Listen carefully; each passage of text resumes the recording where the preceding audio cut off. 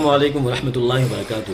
کیا رمضان کے مہینے میں روزے میں کم کھانا یہی اصل مقصد ہے؟ جیسا کہ اکثر لوگ یہ سمجھتے ہیں کہ رمضان میں کیا فائدہ روزہ رکھے جب تم رات بھر اتنا کھاتے ہی ہو، تو یعنی وہ لوگ یہ سمجھتے ہیں کہ روزے میں کم کھانا یہ اصل مقصد ہے۔ تو چلو اپنا ذہن نہ لگاتے ہوئے قرآن حدیث کی طرف چلتے ہیں، اور یہ ساری باتیں جو میں بتانے جا رہا ہوں یہ میں نے حضرت مولانا اشرف تھانوی کی کتاب خطبات حکیم الامت سے لی ہے، اور one of the greatest scholar ever has been on the face of the earth یہ رہے ہیں۔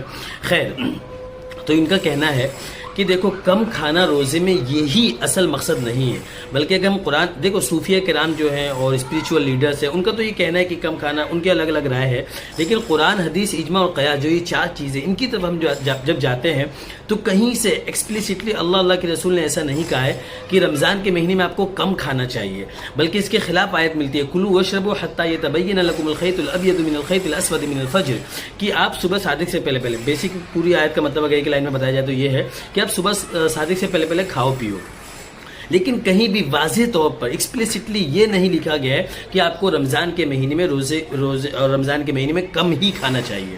اچھا، اس کا یہ مطلب کوئی نہ سمجھ لے کہ زیادہ کھانا اس کا مطلب شریعت میں اور پسندیدہ ہے۔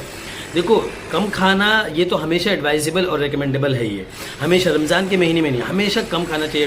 میڈیکل پروفیشنل، دنیا بھر کے جو مذاہب ہے وہ اسلام خاص طور پر، اور سب لوگ یہی کہتے ہیں کہ کم کھانا چاہیے، لیکن رمضان کے مہینے میں خاص طور پر کم کھانا یہ کوئی مقصد نہیں ہے، بلکہ بہت سارے مقاصد میں سے ایک مقصد یہ ہے کہ بہت زیادہ نہ کھائے، کم ہی کھایا جائے، لیکن کم ہی کھانا یہ مقصد نہیں ہے۔ اچھا، مقصد کیا ہے؟ خود اللہ نے قرآن میں کہا ہے لعلکم تتقون، تاکہ تم متقی بن جاؤ، پرہیزگار بن جاؤ۔ پرہیزگار کیسے بنتا ہے آدمی؟ گناہوں سے بچنے کی صلاحیت پیدا ہو جائے۔ صلاحیت کیسے پیدا ہوگی؟ اپنی خواہشوں کو توڑنا پڑے گا، بریک کرنا پڑے گا۔ مثال کے طور پر رات بھر میں آدمی کتنا بھی کھائے، لیکن جب صبح ہوگی نا تو آٹومیٹکلی اس کو بھوک لگے گی، کھانا کھانے کا من کرے گی، تو اس ٹائم جو ہے نا وہ اپنے آپ کو روکے گا اور نہیں کھائے گا، تو یہ اپنی خواہشوں کو توڑنا ہو گیا، تو یہ ہے اصل مقصد۔ اسی طرح آدمی شادی شدہ انٹرکورس کرنا ہے وہ نہیں کر رہا ہے، یہ اللہ سے ڈرنا ہو گیا، اور یہ ہو گیا اپنے خواہشوں کے خلاف چلنا، اور یہ ہے اصل مقصد۔ تو کم کھانا یہی اصل مقصد نہیں ہے، آپ رات میں اچھے سے کھائیں، اپنے بدن کو کمزور کرنا یہ مقصد نہیں ہے، بلکہ اپنے خواہشوں کو توڑنا یہ اصل مقصد ہے۔